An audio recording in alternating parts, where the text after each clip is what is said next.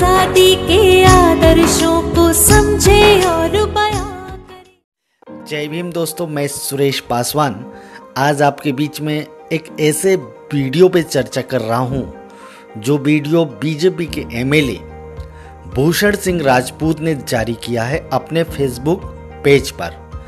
और वह वीडियो बनाया उन्होंने कार के अंदर में बैठकर ऐसे ही चालू किया होगा और उसके बाद में अपने मन में जो भी भड़ास आई और उन्होंने उस वीडियो के माध्यम से जाहिर किया। सबसे पहले मैं आपको बता दूं वो वीडियो में है क्या, आखिर स्क्रिप्ट क्या है।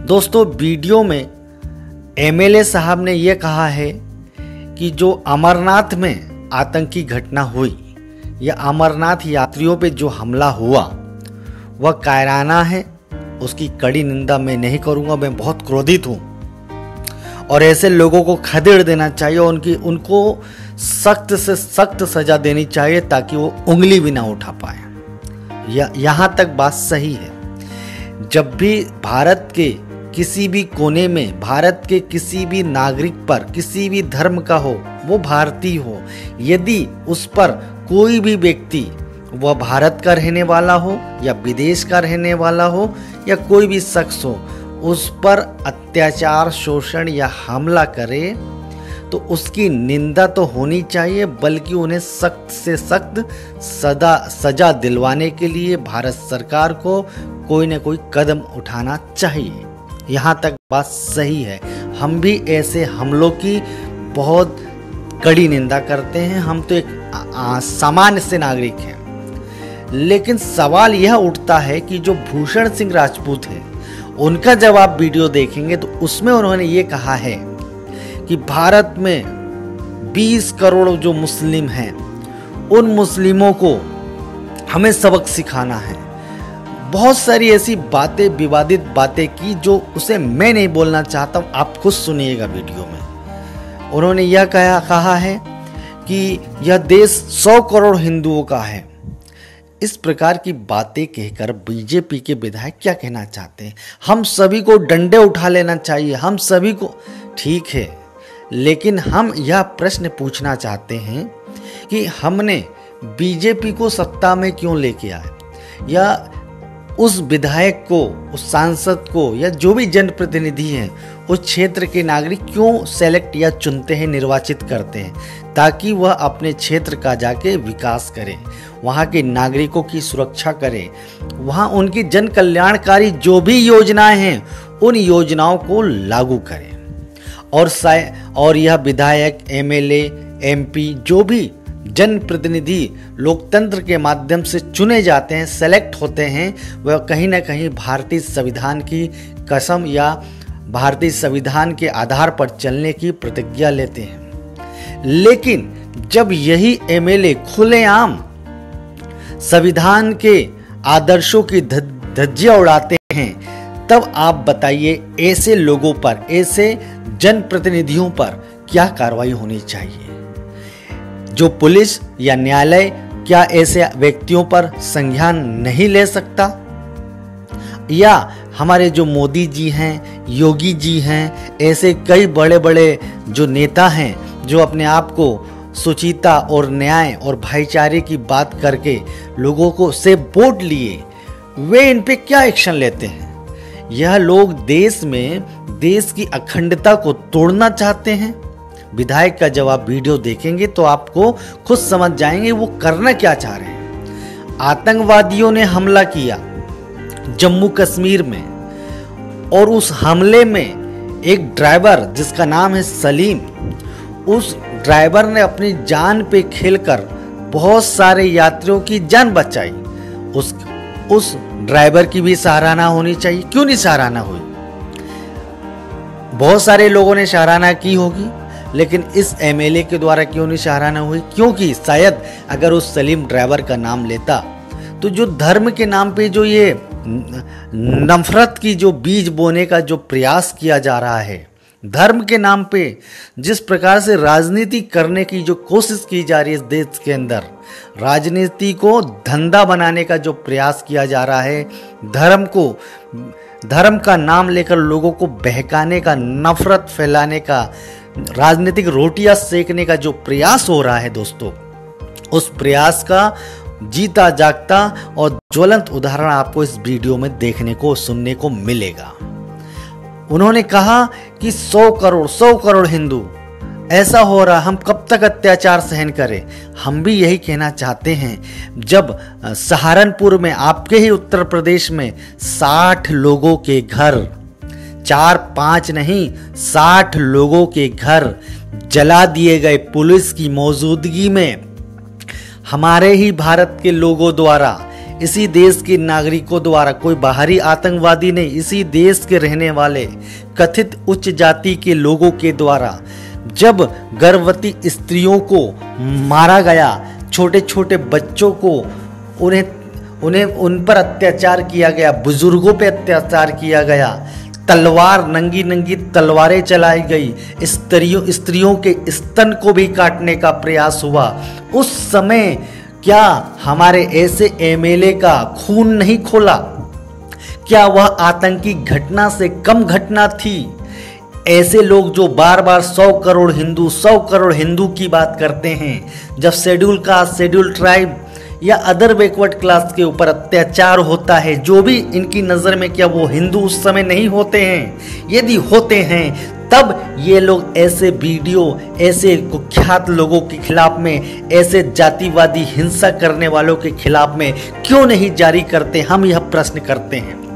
यह कहते हैं ओवैसी ऐसी बात करता है या इस प्रकार की बात करते हैं, लेकिन जब शंकराचार्य जैसे व्यक्ति इस देश के अंदर में ऐसे बयान जारी करते हैं और बोलते हैं कि जो शूद्र हैं उनको मंदिर प्रवेश वर्जित होनी चाहिए, जब शूद्रों को मंदिर प्रवेश वर्जित होना चाहिए, इस प्रकार की जो बातें, टिप्पणियां करते हैं और आरक्षण के खिलाफ में बात करते हैं, तब हम आपसे ये पूछना चाहते हैं भूषण राजपूत जी, तब तुम क्रोधित क्यों नहीं होते? जब इस देश के 85% लोगों के खिलाफ में, उनके अधिकारों के खिलाफ में, संविधान के खिलाफ में जब इस प्रकार की बातें होती है, तब आप लोगों का खून क्यों नहीं खोलता है? क्यों आतंकवादी सिर्फ मुसलमान होते हैं तो आप लोग का खून खोल जाता है, लेकिन जब आतंकवादी और देशद्रोह का काम ध्रुव सक्सेना, जो भोपाल के रहने वाले बीजेपी के आईटी सेल से संबंधित व्यक्ति, जब देशद्रोही दलाली करता है, गद्दारी करता है, जासूसी करता है, तब तुम लोग का खून क्यों नहीं खोलता है? यह एक आम आदमी की पुकार है, यह एक आम आदमी का प्रश्न है। जब इस देश के अंदर में कोई संदीप शर्मा जैसा व्यक्ति पता चलता है कि वह आतंकवादियों से मिला हुआ है, पाकिस्तानियों से मिला हुआ है, तब आप लोगों का खून क्यों नहीं खोलता? तब उनकी निंदा क्यों नहीं करते? सवाल यह है कि आप इस देश के अंदर में भारतीय संविधान को मानते हो या नहीं मानते हो? हिंदू, मुस्लिम, सिख, ईसाई, बौद्ध, जैन, फारसी, इस देश का रहने वाला नास्तिक, आस्तिक कोई भी व्यक्ति हो, और यदि उस देश के अंदर में वह संविधान को मानता है, भारत के झंडे को अपना राष्ट्रीय झंडा मानता, उसे सम्मान देता है, भारतीय कानून के हिसाब से काम करता है, तो उस नागरिक का सम्मान होना चाहिए। और जो व्यक्ति किसी भी धर्म, जात या भाषा या अन्य किसी भी मान्यता का व्यक्ति हो, यदि भारतीय संविधान का अपमान करता है, तिरंगे झंडे का अपमान करता है, भारतीय कानून को नहीं मानता और दूसरों की स्वतंत्रता में बाधा पहुंचाता है, उससे बड़ा देशद्रोही कोई भी नहीं हो सकता। ऐसे लोगों की निंदा होनी चाहिए, निंदा नहीं, उन्हें सजा दिलानी चाहिए। लेकिन देश के सांसद, विधायक क्या कहना चाहते हैं? देश के लोगों को क्या मैसेज देना चाहते हैं? दोस्तों, जिस प्रकार की बातें विधायक जी ने कही वह निंदनीय है और अशोभनीय है, उसकी तो कड़ी निंदा तो होनी चाहिए। हम ये कहते हैं आदरणीय मोदी जी या बीजेपी के जितने भी नेता कार्यकर्ता हैं, वे राष्ट्रवाद की बात करते हैं, देशभक्ति की बात करते हैं। राष्ट्रवाद और देशभक्ति किसी भी एक धर्म को लेकर नहीं हो सकता। राष्ट्रवाद और देशभक्ति किसी एक जाति को लेकर नहीं हो सकता। राष्ट्रवाद और देशभक्ति इस देश के रहने वाले हर नागरिक को लेकर इस देश की अखंडता को बनाए रखेंगे, तब इस देश में अखंड भारत हो सकता है। जो आतंकवादी घटना करते हैं उनकी निंदा होनी चाहिए, उन पे सजा की मांग की जानी चाहिए। और जब नेता, एमएलए और प्रधानमंत्री या राष्ट्रपति, कोई भी जनप्रतिनिधि व्यक्ति वो सिर्फ निंदा करे, यह शोभा नहीं देता। उन्हें एक्शन लेना चाहिए। वो जनता को भड़काए, अरे चुनाव होते हैं, वोट लेना है तो तुम्हारा भड़काना हम मानते हैं कि वोट लेने के लिए कर रहे हो, लेकिन जब आप सत्ता पे आ गए, आपके पास पावर है, कुर्सी है, सब है, उसके बाद भी ऐसे भड़काऊ बयान देते हैं। अरे इतना ही क्रोध, इतना ही खून खोलता है तो जाओ कश्मीर में, सरकार वहां आपकी है, उस सरकार से पूछो कि तुम क्या कौन सा काम कर रहे हो कि वहां अशांति फैली हुई है।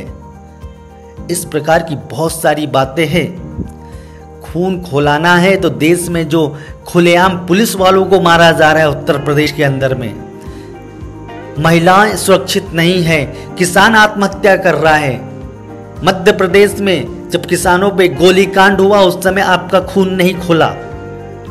खून खोलता है जब भी कोई मुस्लिम आतंकवादी सामने आ जाता है। 4 आतंकवादी, 5 आतंकवादी, जो भी आतंकवादी हैं, पर्टिकुलर उनकी आलोचना होनी चाहिए।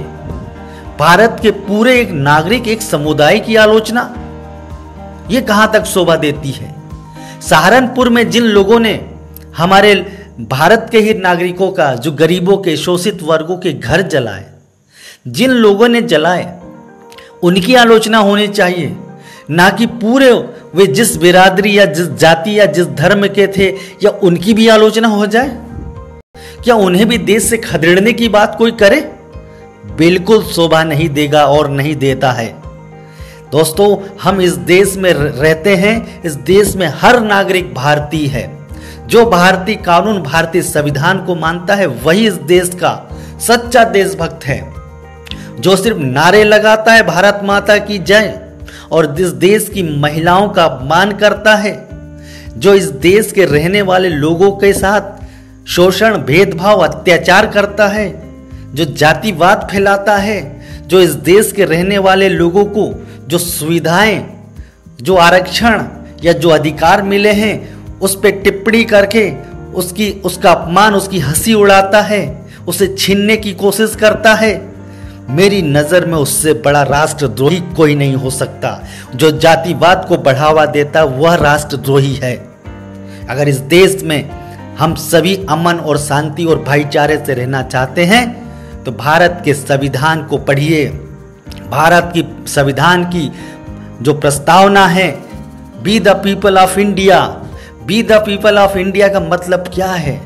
हम भारत के लोग और इस भारत में रहने वाले सभी जाति, सभी धर्म के लोग इस देश के रहने वाले लोग हैं, इस देश के नागरिक हैं। तो अब आप इन महोदय का वीडियो सुनिए, देखिए उन्होंने किस प्रकार की बातें की थी। जय श्री राम। मैं आपका ब्रजभूषण राजपूत, विधायक चरखारी, बुंदेलखंड, जिला महोबा। दोस्तों, परसों जो आतंकवादियों ने अमरनाथ यात्रियों की ऊपर हमला कर उनकी हत्या की है, मैं ऐसे आतंकवादियों की निंदा तो नहीं करना चाहता हूं, मैं अपना क्रोध जाहिर करना चाहता हूं। मित्रों, ऐसे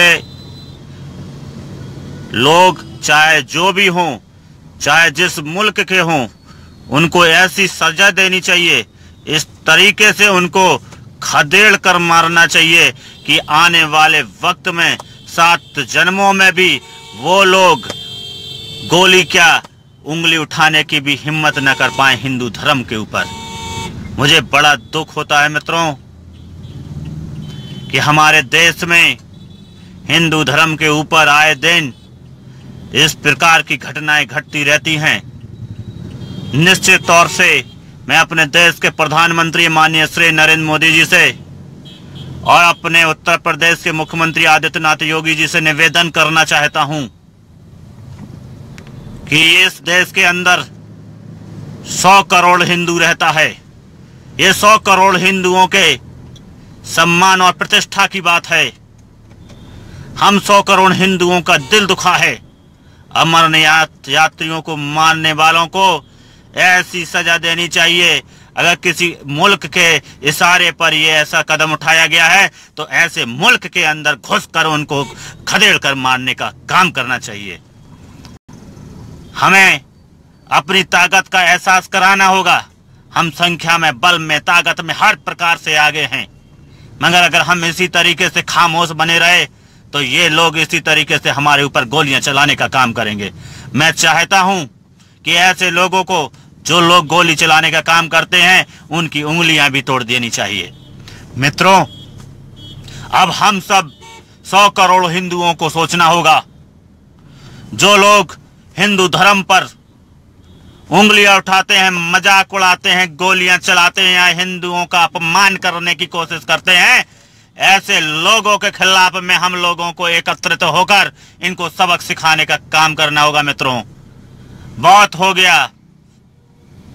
सहते सहते सहने की भी एक सीमा होती है। मित्रों, मैं आपका विधायक ब्रजभूषण राजपूत ये आपसे कहना चाहता हूं मित्रों कि हम सभी अगर चाह लेंगे, ये मुल्क हमारा है, ये देश हमारा है।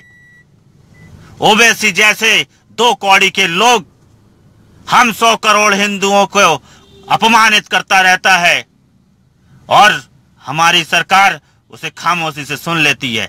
न्यायालय ऐसे लोगों के प्रति तत्काल अपने निर्णय नहीं सुनाती है। ऐसे लोगों का हौसला बढ़ जाता है। इनकी क्या औकात है कि हमारे देश में रहते हैं, हमारे देश में खाते हैं और पाकिस्तान जिंदाबाद जिंदाबाद के नारे लगाते हैं। ऐसे गद्दारों को देश से भगा देना चाहिए। मित्रों, दोस्तों, आने वाले वक्त में हम सभी 100 करोड़ हिंदुओं को, देश के गद्दारों को चुन चुनकर बाहर निकालकर देश से बाहर भगाना होगा। दोस्तों, अमरनाथ यात्रियों को जिस प्रकार से मित्रों इन्होंने हत्या की है, ऐसे आतंकवादियों को, ऐसे आतंकी संगठन को नष्ट कर देना चाहिए। दोस्तों, हमारा देश कितना उदारवादी देश है ये पूरा विश्व जानता है। जब देश आजाद हुआ था तो मुसलमानों को पाकिस्तान और हिंदुओं को हिंदुस्तान दिया था। ये हिंदुओं का देश है, अल्पसंख्यकों का देश नहीं है। मुसलमान कहते हैं कि हम इस मुल्क में पैदा हुए, इस मुल्क के हैं, हमें इस मुल्क से कोई नहीं भगा सकता है। हम भगाने की बात अभी तक तो कभी की ही नहीं है। अगर हम 100 करोड़ लोग भगाने की बात करने लगेंगे तो तुम यहां रह भी नहीं पाओगे। मित्रों, दोस्तों, अल्पसंख्यक का मतलब क्या है? अल्पसंख्यक वही हैं जिनकी संख्या नहीं है। हमारे महात्मा गांधी जी ने अपने विशाल हृदय का, उदारवादी हृदय का, इन लोगों को इस देश में रहने का निर्णय लिया। हमने भी स्वीकारा, हम अपने साथ बैठालते हैं, इनके त्योहारों में भी जाते हैं। मगर क्या हमारे देश की सरकारें इनको हज यात्रा के लिए, मक्का मदीना के लिए सब्सिडी देती है यात्रा करने के लिए? हम हिंदू कभी इनकी हज यात्रा रोकने का काम नहीं करते। जबकि ये लोग जब जाते हैं तो हम हिंदू भी इनका माला पहना के सम्मान करते हैं। मगर इनको भी सोचना होगा, अगर हम हिंदू अपना हृदय बड़ा कर कर इनके लिए सोचते हैं, विशाल हृदय से हम चलते हैं, तो क्या इनका फर्ज नहीं है कि ये भी हमारे आराध्य देव, हमारे हिंदुस्तान में, ये हिंदुओं का देश है, इस हिंदुओं के देश में भगवान राम का मंदिर बनना चाहिए। मित्रों, आने वाले वक्त में हम सभी 100 करोड़ हिंदू एक होकर भगवान श्री राम का मंदिर निश्चित रूप से बनाएंगे। और मेरे दोस्तों, हम 100 करोड़ हिंदू अगर हैं तो हम हिंदुओं के लिए।